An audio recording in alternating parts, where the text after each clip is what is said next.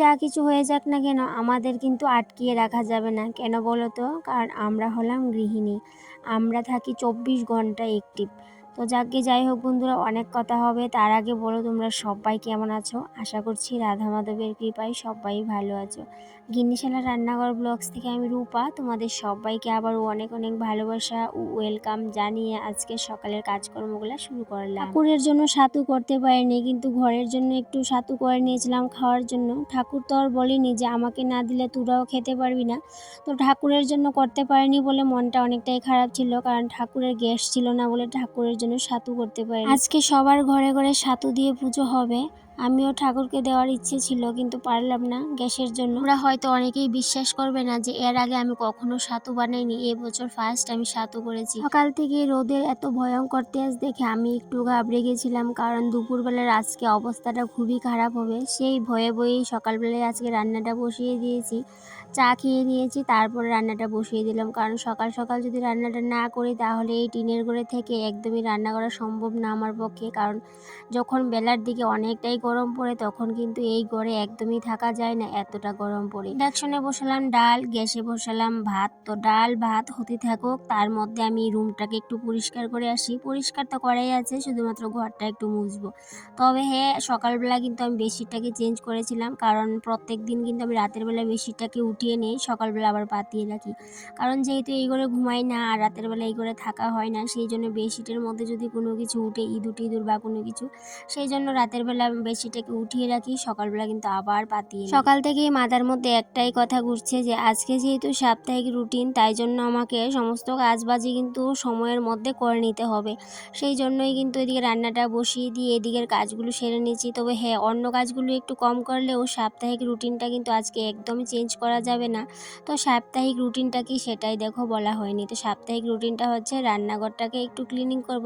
তবে হ্যাঁ, রান্নাঘর তো আমি প্রত্যেক দিনই ক্লিনিং করি, তবে আজকের ক্লিনিংটা একটু অন্যরকম। সংসারের এত এত কাজ, সবগুলো কাজের মধ্যে আমার সবচেয়ে বেশি পছন্দের রান্নাঘরের কাজ করা, রান্নাঘরটাকে ঠিকঠাক করে গুছিয়ে রাখা, ক্লিনিং করা। তবে হ্যাঁ, সংসারের প্রত্যেকটা কাজই আমার কাছে যত্নশীল। তারপরেও যদি কেউ জিজ্ঞেস করে যে তোমার কোন কাজগুলো করতে বেশি পছন্দ করো তুমি, তো অবভিয়াসলি আমি রান্নাঘরের কাজগুলো করতেই বেশি পছন্দ করি। ডাল সিদ্ধ হয়ে গেছে, এদিকে ভাতও হয়ে গেছে, এবার কি রান্না করবো সেটাই ভাবছিলাম। তারপরে ফ্রিজে গিয়ে দেখি শসা, তো শসা তরকারি করলাম।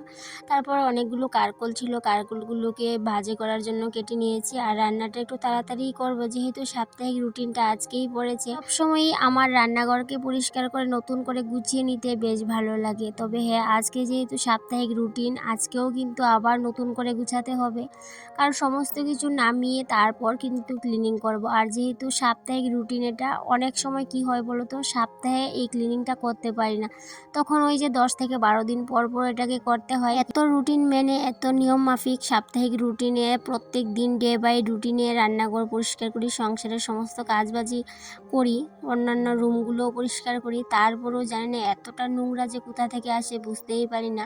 তো এটা কি শুধুমাত্র আমার সাথেই হয় নাকি সবার সাথেই এরকম হয় বুঝতে পারছি না। এত বুদ্ধি করে কাজ করি, এত বুদ্ধি করে কাজ করি, তারপরেও কেন জানি না অনেক সময় মনে হয় নিজেকে অনেকটাই বোকা মনে হয়। এই যে সকাল থেকে রান্না বান্না করছি, রান্না করেছিলাম, এতক্ষণে যদি কাপড়গুলোকে ভিজিয়ে রাখতাম তাহলে কিন্তু এই যে এখন কাঁচা ধোয়া করে নিতে পারতাম। কিন্তু দেখো, এই যে কাপড়গুলো ধুইব, সকাল থেকেই প্ল্যান ছিল মাথায়, কিন্তু কাপড়গুলোকে ভিজাতেই ভুলে গেছিলাম। এখন রান্নাবান্না শেষ করে, রান্নাঘরও কিন্তু পরিষ্কার করিনি, রান্নাবান্না শেষ করে আমি দিয়ে কাপড়গুলোকে ভিজিয়ে নিই। কাপড় ভিজাতে ভিজাতে পেটে লেগে গেছে আগুন, মানে ক্ষুধা লেগেছে। তো সেই জন্য কাপড়গুলোকে ভিজিয়ে ভাতটা খেয়ে তারপরেই কিন্তু কাজে লাগবো। এদিকে রাতের ছিল একটু ঠান্ডা ভাত, তো ভাতটাকে নিয়ে নেবো। আর আজকে না খুব লঙ্কা দিয়ে পেঁয়াজ দিয়ে ভাত খেতে খুবই ইচ্ছে করছে, সেই জন্য লঙ্কা পেঁয়াজ আর সাথে একটু ডাল নিয়েছি আর স্পেশাল করে ভাতটা খেয়ে নিয়েছি। ওই যে বলে না পেট শান্তি তো জগৎ শান্তি, যে পেটটা শান্তি করে নিয়েছি, এখন আবার কাজে লেগে পড়লাম। আর এই কাজগুলো সেরে কিন্তু আমাকে আবার ঠাকুর করে যেতে হবে, সেই জন্যই বলতে পারো একটু তাড়াহুড়ো করে এই কাজগুলো করছিলাম। এদিকে বেসিনটাও কিন্তু পরিষ্কার করব, আর বেসিনের মধ্যে অলরেডি সাবান প্রথমে মেখে রেখেছিলাম, এখন একটু ঘষে মেজে ধুয়ে নেব। রান্নাবান্নার পর গ্যাসের চুলা মুছা, তারপরে বেসিন মুছা, এগুলো সব কিন্তু সাধারণ ব্যাপার, কারণ আমরা সব গৃহিণীরাই রান্নাবান্নার পর এগুলো করি, কিন্তু এগুলো ছাড়াও কিন্তু রান্নাঘরে ডিপ ক্লিনিং করি প্রত্যেক সপ্তাহে একটা দিন একটু সময় হাতে নিই 1 ঘন্টার মতো। তো তারপর একটু ডিপ ক্লিনিং করার চেষ্টা করি। আর সকালবেলা তো হাফ ঘন্টা একটু করেই নিই। তো হাফ ঘন্টা তো অনেক দিন কী হয়, হাফ ঘন্টাও করতে পারি না, তো অনেক দিন কিন্তু মিস হয়ে যায়। তবে হ্যাঁ, সকালবেলা তোমরা নিশ্চয়ই খেয়াল করেছো যে এই সাইডটা আমার একদমই অগোছালো ছিল, এখানে ফ্লাওয়ারগুলোও ছিল না, আর এদিকে আলু পেঁয়াজ এগুলোও ছিল না। তো এখন রান্নাবান্না শেষ করে কারেন্টের চুলাটাও মুছে নিয়েছি, আর এদিকে আখের প্ল্যানগুলোকেও জায়গা মতো রাখলাম, আর এদিকে আলু পেঁয়াজ সমস্ত কিছু রাখলাম। বেশি থেকে বেশি 1 সপ্তাহ হবে না এই কাঠের র্যাকটাকে আমি পরিষ্কার করেছিলাম। পরিষ্কার করে এই যে বস্তাটাকে কেটে দুটো তাকের মধ্যে পাতিয়ে আমি সমস্ত কিছু গুছিয়ে রেখেছিলাম, কিন্তু আজকে এই সমস্ত কিছু সরানোর পর দেখি যে কাঠের এক ধরনের পোকা থাকে না, যে গুণ বলে গুণ পোকা, তো এই গুণ পোকার জন্য আমি কোনো কিছুই রাখতে পারি না। কাঠ কেটে ছোটো ছোটো কাঠের গুঁড়ো একদম নোংরা করে রেখে দিয়েছে। তো সমস্ত কিছু নামিয়ে সমস্ত কিছু পরিষ্কার করে এদিকে ফ্রিজের নিচে আর কাঠের একটার নিচে থেকে অনেক ময়লা বের করব, কারণ এই যে ইঁদুরে আমার অনেকটাই মানে কি বলবো, এতটা অবস্থা খারাপ করে রাখে। ওই যে এইভাবে আমাকে পরিষ্কারটা করতে হয় সাপ্তাহিক ক্লিনিংটা। হয়তো তোমরা এটাকে অনেকেই ডিপ ক্লিনিং বলো, কিন্তু আমার কাছে ডিপ ক্লিনিং বা তেমন কিছু না, আমার কাছে শুধুমাত্র রান্নাঘর পরিষ্কার করা। তবে হ্যাঁ, একদিনে আমি সমস্ত কিছু পরিষ্কার করতে পারি না বলে এভাবে ধাপে ধাপেই রান্নাঘরটাকে পরিষ্কার করতে হয়। তবে হ্যাঁ, আজকে শুধুমাত্র এই যে ধুলো বালি পরিষ্কার করব। এদিকে দেখো, কয়েকদিন আগে ফ্রিজের তলে একটা পেঁয়াজ পড়েছিল, এই পেঁয়াজটাকে আমার তুলিনি, মানে কোথায় যে চলে গেছে বুঝতে পারিনি। আজকে যখন সমস্ত কিছু পরিষ্কার করছিলাম তখন আজকে পেঁয়াজটাও পেয়েছি, মানে এতটা ভালো লেগেছে, ভেবেছিলাম ইঁদুরে হয়তো বা নিয়ে গেছে। এতক্ষণ পর্যন্ত কিন্তু গা জ্বালা গরমই দিচ্ছিল, কিন্তু এই যে কিছুক্ষণের মধ্যে যখন আমি রান্নাঘরটা পরিষ্কার করছিলাম, কিছুক্ষণের মধ্যেই আকাশটা কালো হয়ে মানে কি বৃষ্টি মনে এক্ষুনি চলে আসবে এমন অবস্থা হয়ে যাচ্ছে। কিন্তু হ্যাঁ, সত্যিই কিন্তু বৃষ্টি চলে এসেছিল। তবে হ্যাঁ, রান্নাঘরটা আমি ততক্ষণে পরিষ্কার করে নিয়েছিলাম। তারপর এমনভাবে বৃষ্টি নেমেছে, না আমি রান্নাঘর থেকে যেতে পারছি না কিচ্ছু। এদিকে পুজোও দেওয়া হয়নি, আর যেহেতু 1 ঘন্টা নিয়েই আমি আজকে মাঠে নেমেছি, বলতে রান্নাঘরে এসেছি। রান্নাঘরটা আমি 1 ঘন্টার ভিতরে যা কিছু পরিষ্কার করতে পারি তাই পরিষ্কার করব। তবে হ্যাঁ, 1 ঘন্টা লেগেছে আমাকে এই জায়গাটা পরিষ্কার করতে। শুধুমাত্র এই জায়গাটা ঝাড়ু দিয়ে 1 ঘন্টা সময় কাটিয়ে নিয়েছি এমন না, পুরো ঘরটাকেই ভালো করে ঝাড়ু দিয়েছি। তবে হ্যাঁ, এই জায়গাটাকে একটু ভালো করেই পরিষ্কার করলাম। অন্যান্য দিন একটু সামনের জায়গাটা ঝাড়ু দিয়ে নিয়ে যাই, কিন্তু আজকে তো পুরো ভালো করে পরিষ্কার করলাম। যে কাঠের রেকের নিচটা, ফ্রিজের তলাটা ভালো করে পরিষ্কার করে নিয়েছি, মাকড়ের জালগুলো কিন্তু ভেঙে দিয়েছি। এখন ভালো করে সারা ঘর মুছে পরিষ্কার করে নেব, তারপরে কিন্তু আমার ছুটি বলতে রান্নাঘরের কাজগুলো কমপ্লিট, তারপরে স্নানে চলে যাব। কিন্তু স্নান করতে আর কই যেতে পারলাম, এত বৃষ্টি নেমেছে কি বলবো।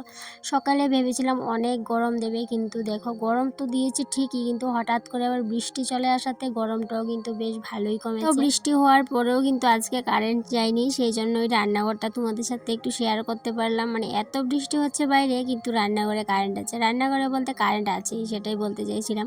তো কারেন্ট আছে সেই জন্য তোমাদেরকে একটু শেয়ার করলাম। দেখো, আমি সমস্ত কিছু ধুলাবালি ঝাড়া মোছা করে সমস্ত কিছু মুছে নিয়েছি, তারপর সমস্ত জিনিস তো জায়গা মধ্যে রাখলামই, রাখতেই হবে। রান্নাঘরের সমস্ত কাজবাজ শেষ, এখন রান্নাঘরে আমি আটকে আছি কারণ বাইরে প্রচুর বৃষ্টি হচ্ছে। তো এদিকে আমি স্নান করতেও যেতে পারছি না, সেই জন্য ছেলেকে আমি বললাম আজকে ও পুজোটা দিয়ে দিতে, ও তো স্নান করে নিয়েছিল। তো এই বৃষ্টির সময় ছেলে কিন্তু পুজো দিচ্ছিল, আর আমি রান্নাঘরে থেকে থেকে ভাবছিলাম কি খাওয়া যায়। তারপরে হাতের সামনে পেলাম ছাতু, যেটা তোমাদেরকে আমি দেখালাম সবার প্রথমে। তো একটু ছাতু নিয়ে নিলাম, সেই সাথে চিনি দিয়ে একটু জল দিয়ে, তো সেটাই খাচ্ছিলাম বৃষ্টিটাকে অনুভব করতে করতে। কারণ বৃষ্টি আসলে আমাকে না কোনো কিছু খেতেই হয়। তবে হ্যাঁ, ছাতু অর্ধেক খাওয়ার পর মনে হলো তোমাদের সাথে শেয়ার করি। তো বৃষ্টি কমার পর স্নান টান সেরে আবার চলে আসলাম রান্নাঘরে। এসে বাড়ি থেকে এই যে দুধ পাঠিয়েছে, দুধটাকে জালে বসিয়েছি।